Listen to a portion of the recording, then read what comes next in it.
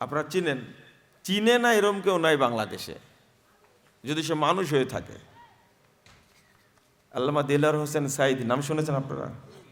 রাহিমাহুল্লাহ। আগে তো কখনো দেখা হয়নি, মুসাফা হয়েছিল খুব ছোটতে যখন আড়ানিতে এসেছিলেন। কিন্তু 2013 সালের 25শে ডিসেম্বর তার স্বাক্ষরিত একটা পত্র আমার কাছে আসে। তিনি আমার বই একটা পড়েছিলেন, জাল হাদিসের কবলে রাসূল সাল্লাল্লাহু আলাইহি সাল্লামের সালাত। এই বইটা পড়ে পত্র লিখেছিলেন। তো পত্রের শিরোনাম ছিল, ভুল সংশোধনে সফলতা আছে, ব্যর্থতা নেই, লজ্জারও কিছু নেই। ভালো করে আবার শোনেন শিরোনামটা, ভুল সংশোধনে সফলতা আছে, ব্যর্থতা নেই, লজ্জারও কিছু নেই। এই শিরোনামটা এদেশের মানুষ হজম করতে পারেনি। যখন এটা প্রকাশ পেয়ে গেল, তখন বহু মানুষের ওযু নষ্ট হয়ে গেছে, ধারণ করতে পারেনি। তাহলে এতদিন যাবৎ সাঈদী সাহেব যা করলেন তা কি ভুল করলেন? আর অ্যাক্সিডেন্ট মানুষ বলল না, এ ধরনের কথা লেখাইনি, মুজাফফর বিন মহসিন এটা ভুয়া প্রচার করছে, দেখাই হয়নি তার সাথে। নাউযুবিল্লাহ, আস্তাগফিরুল্লাহ। এটা হলো 13 সালের 25শে ডিসেম্বর, আর আমি গেলাম 14 সালের 7ই নভেম্বর। আজকে কিন্তু নভেম্বর মাস, এই 7ই নভেম্বর।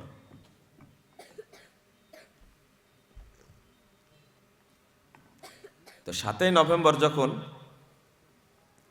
গেলাম, তার সাথে দেখা হলো। 3 মাস 22 দিন একসঙ্গে থাকলাম। প্রথম দিন যখন সাক্ষাৎ হলো, দেখা করতে আমাকে চিনেননি, তো যিনি আমাকে নিয়ে গেছেন বলছেন, স্যার ইনি হলেন মুজাফফর বিন মহসিন। উনি কিন্তু নিয়ে আসতে পাঠাইছে, আমাকে বুঝতে পারেননি। তখন ঘুরে একবারে জড়িয়ে ধরে বলছে, আর আমি তো মনে করেছি 60-70 বছরের মতো মানুষ হবে, এ দেখছি আমার ছোট ছেলের চেয়েও বয়সে ছোট। এত আদর দিলেন, কপালে কত চুমু দিলেন। আমি কথাটা কেন তুললাম জানেন? মানুষ দেখেছে অনেক, কিন্তু তার মতো পড়ুয়া এবং সঠিকটা তার সামনে বললে সাথে সাথে গ্রহণের যে মানসিকতা, এটা অন্য কারোর মধ্যে আমি দেখিনি। 3 মাস 22 দিন ছিলাম একসঙ্গে, একদিনে একটা ফতোয়া দেয়নি, একদিনও না। সুদা পাঠা দিতেন, ও মুজাফফরের কাছে যাও। আর আমরা মুরগির কুঠি পাহারা দিই, আর এত অহংকার আমাদের মধ্যে, অহংকারের শেষ নাই। তাকে কেউ চিনে না, এত অহংকার।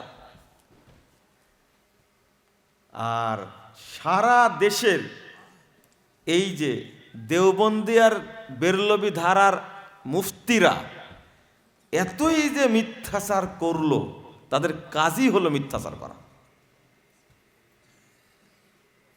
আমি কথাটা এই জন্য বলছি যে আমার কাছে প্রমাণ হয়েছে, আপনি যদি সঠিক তথ্য তুলে ধরতে পারেন মানুষের কাছে, 1 দিন পর, 2 দিন পর, 1 বছর, 5 বছর, 10 বছর পর হলেও ওইটা মানুষ গ্রহণ করবে ইনশাআল্লাহ। তো ওইটা কই? এই যে ভাইলেখুর মাদ্রাসা যে কথা শিখেছিলাম, আপনাদের মনে হচ্ছে না? এই যে মুস্তাফিজুর রহমানকে চিনেন আপনারা? বললে আশ্চর্য হবেন, উনি কিন্তু আমাকে মিজান পড়িয়েছেন, উনি কিন্তু আমাকে নাহবমির পড়িয়েছেন। আমি তাকে এখনো উস্তাদ হিসাবে সবচেয়ে বেশি শ্রদ্ধা করি, কারণ ওই শাসন, ওই দেখাটা না দেখলে হয়তোবা সামনে আগানো যেত না। এটা হচ্ছে বেসিক।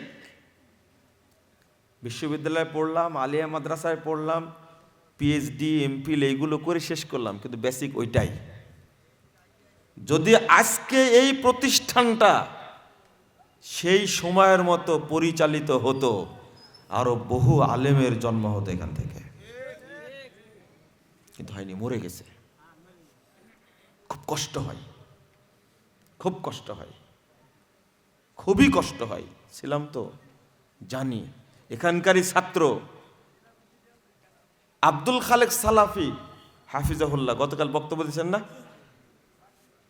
যে প্রতিষ্ঠানের প্রিন্সিপাল আজ থেকে 30 বছর আগে, এই ধরনের প্রিন্সিপাল এখন পাওয়াই যায় না মাদ্রাসার, অথচ এই মানের একজন প্রিন্সিপাল 30 বছর আগে ছিলেন এই প্রতিষ্ঠানে। আপনি কি ভাবছেন বিষয়টা? দারুল হুদার জন্য একটা প্রিন্সিপাল দরকার, সেটাই খুঁজে পাচ্ছি না মনে করেন। কিন্তু আব্দুল খালেক সালাফি সাহেবের মতো একজন মানুষ আজ থেকে 30-35 বছর আগে এই প্রতিষ্ঠানের প্রিন্সিপাল ছিলেন। আপনি কি বুঝতে পারছেন বিষয়টা? তাহলে কি মানের প্রতিষ্ঠান ছিল এটা, কি মানের ছিল এটা। আমি আল্লাহর কাছে এই কথাগুলো বলার উদ্দেশ্য ছিল, আল্লাহর কাছে দোয়া করি আমরা, আল্লাহ তুমি এই প্রতিষ্ঠানে বরকত নাজিল করো, বলেন আমিন।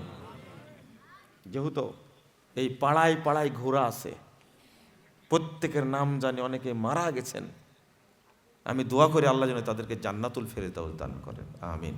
এত মোহাব্বত, এতটা মোহাব্বত। আপনারা প্রশ্ন করেন যে এত বক্তা নিয়ে আসার কি দরকার, তাই না? শুধু বক্তা বক্তব্য দিতে আসে না, একজন আলেমের যে মর্যাদা, তিনি যদি খালি দোয়া করে যান। কত দোয়া করলেন আব্দুল্লাহ ফারুক সাহেব। ডক্টর আব্দুল্লাহ ফারুককে চিনেন না, যাদের এলেম নাই তারা চিনবেই না, উনি কত বড় মাপের আলেম, আলেমরা চিনে। আর তিনি গল্প করেন কত বড় বড় উস্তাদের কাছে পড়াশোনা করেছেন, আমরা হাতেই পাবো না। পরে এসেছেন, মনে করেছি যে এ ভাইলেকুর মাদ্রাসা, তিনি দোয়া করে যাক, আল্লাহ যেন এই প্রতিষ্ঠানে বরকত নাজিল করেন, আল্লাহ যেন এই প্রতিষ্ঠানে কবুল করেন। শুধু দোয়া করলেই হলো, সবাই বক্তব্য দেবে, কে বলেছে? উদ্দেশ্য এটা থাকে। দারুল হুদার পোস্টারে অনেক আলেম থাকে না, আপনারা বিরক্ত হন তাই না? না, আমাদের উদ্দেশ্য আলাদা থাকে। শেখ ফাইসাল, ডক্টর শেখ ফাইসাল জুমার খুতবা দিলেন না কত সম্মেলনে? কেন, কি এমন বক্তব্য দিলেন? আমাদের চেয়েও ভালো বক্তব্য দিয়েছেন, কড়া মানুষ তাই, কিন্তু উনি যে দোয়াটা করে গেছেন, ঠিক 12 সালে এসে ওই দোয়া করে গেছিলেন, এর 24 সালে এসে দেখলেন এটা। এই ডক্টর ফাইসাল হাশেমি কুয়েতের বিচারপতি, তিনি 12 সালে আসছিলেন, তখন কিছুই দেখেননি, আর এবার দেখে গেলেন অনেক কিছুই।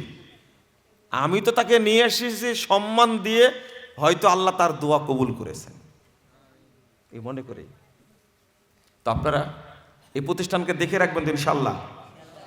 আমি কিন্তু বক্তব্য শুরু করিনি এখনো। আপনি মনে করেছেন যে আমাদের ছাত্র, কিছু বলবো না? না না, আমার কাজ তো আমি করবই। এতক্ষণ বললাম, একটা ছোট্ট হাদিস শুনে নেন।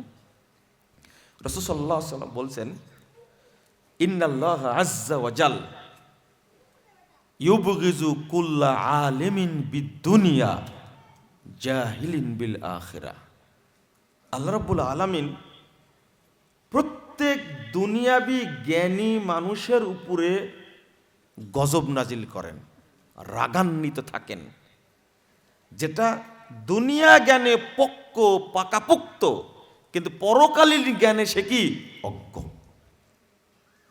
পরকাল সম্পর্কে জানে না, দিন সম্পর্কে জানে না, কিন্তু দুনিয়া সম্পর্কে একবারে পুক্ত ভালো জ্ঞানী। ওই ব্যক্তিটা কিন্তু অভিশপ্ত। কি? অভিশপ্ত, অভিশপ্ত, অভিশপ্ত। নাউজুবিল্লাহ, আস্তাগফিরুল্লাহ। কারণ কি দেখেন, একজন ব্যক্তি মাস্টার্স পাস করেছে, অনার্স করেছে, এমনকি বিসিএস ক্যাডার হয়েছে। বিসিএস ক্যাডার হতে অনেক পরিশ্রম করা লাগে। বিসিএস ক্যাডার হওয়ার পরে সচিব হয়েছেন, রিটায়ার্ড করেছেন, কিন্তু আজও ওযু করতে জানে না। অভিশপ্তই তো। এত টাকা ব্যয় করে কি করলো, এত পরিশ্রম করে কি করলো, ওযু করতে জানে না এখন পর্যন্ত। এখন পর্যন্ত আল্লাহকে চিনে না। একজন লোক আমাকে বলছেন, বুড়া হয়ে গেছেন, বিসিএস ক্যাডার ছিলেন, সরকারি চাকরি করতেন, চামড়াগুলো ঢিল হয়ে গেছে।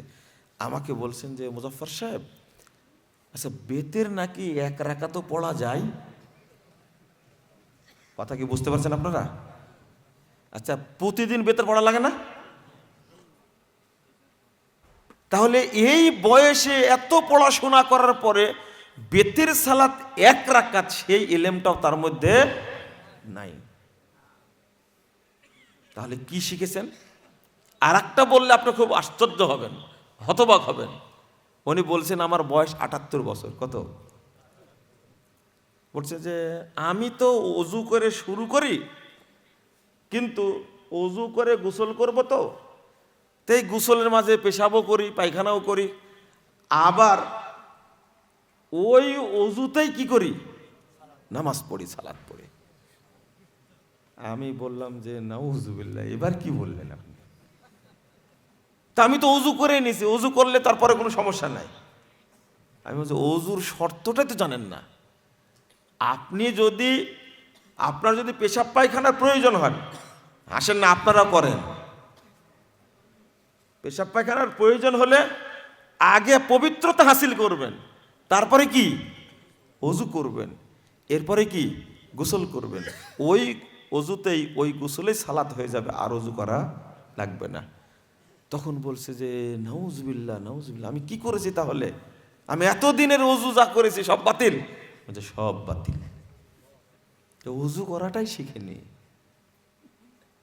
একজন খুব রাগ করেছে। আমি একজন বলেছি যে আজ পর্যন্ত আপনারা মুতাই শিখেননি। আমাদের ভাষা কিছু মনে করেন আপনারা, খেয়াল করেছেন? আপনারা কি বলেন, পেশাব বলেন না মুতা বলেন? না না, অত ভদ্র আপনারা না, আমি চিনি না, এলাকার মানুষ না আপনারা। এটা অরিজিনাল ভাষা। আমি বলার কারণে একজন আমাকে ফোন দিয়ে বলছেন যে এইভাবেই বলবেন আপনি? লোকটা কুমিল্লার মানুষ। আমি উনাকে আবার উল্টা বলেছি, কেন আপনারা বলেন যে নুনু মুতবে। তখন বলছে সিসি, এটাও জানেন আপনি? ছোট বাচ্চা করে নুনু বলে। কি বলে? ছোট বাচ্চা কি? একই গাড়িতে অনেক আলে বোলামা আছে, ছোট একটা বাচ্চা আছে পেশাব করবে। তো কুমিল্লার এক ভাই পট করে বলছে যে এই ড্রাইভার সাহেব থানা নুনু মুতবে। রাজশাহী অঞ্চলে মানুষ যে হাসবে না বলেন তো দেখি? আমি বলছি যে অনার্স মাস্টার্স করে, পড়াশোনা করে, চাকরি বাকরি করে রিটায়ার্ড হওয়ার পরে এখনো পেশাব করাই শিখেনি। খেয়াল করছেন আপনি? তাহলে কি করবে ও? এটা অভিশপ্ত না? কার অভিশাপ? আল্লাহর। ইউবগিযু কুল্লা আলিমিন বিদ-দুনিয়া ওয়া জাহিলিন বিল আখিরাহ। যারা দুনিয়াবী জীবন সম্পর্কে অনেক জানে কিন্তু দিন সম্পর্কে, পরকাল সম্পর্কে জানে না, তারা অভিশপ্ত, তারা আল্লাহর গজবপ্রাপ্ত, আল্লাহ তাদের উপরে রাগান্বিত। আল্লাহ বলছেন ইয়ালামুনা যাহিরাম মিনাল হায়াতিদ দুনিয়া ওয়া হুম আনিল আখিরাতি হুম গাফিলুন। তারা দুনিয়াবী জীবন সম্পর্কে অনেক জানে। দেখেন এত দারুণ রেজাল্ট করেছে। কিসে রেজাল্ট করেছে? ম্যাথমেটিক্সে পড়াশোনা করেছে, ফার্স্ট ক্লাস ফার্স্ট হয়েছে। ইংরেজিতে পড়াশোনা করতে ফার্স্ট ক্লাস ফার্স্ট হয়েছে। বাংলাতে পড়াশোনা করতে ফার্স্ট ক্লাস ফার্স্ট হয়েছে। কিন্তু দিন সম্পর্কে কি অজ্ঞ।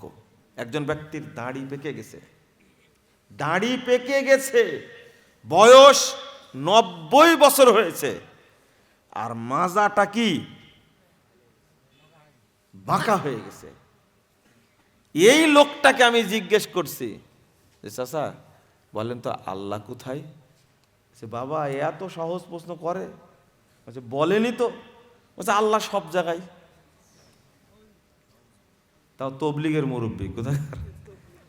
আর তবলিগে যেতে পারি না, কিন্তু খুব মহব্বত করি। ৯২ বছর বয়সের তবলিগের মুরব্বী আজও আল্লাহ চেনে না, আজও আল্লাহ চেনে না। নাউজুবিল্লাহ। আল্লাহ সব জায়গায় থাকে। আল্লাহ কোথায়? আরশে আযমে। কিন্তু ওই মুরব্বী এখনো চিনেন আল্লাহ কোথায় আছে। আল্লাহ নিরাকার, বলছে কি আল্লাহ নিরাকার। যে ব্যক্তি বলে আল্লাহ সর্বত্র বিরাজমান, এ মুমিন না কাফের? কাফের। এটা কুফরি আকীদা। যে বলে আল্লাহ নিরাকার, ওই যে কেন এটা, উদ্দেশ্যটা কি?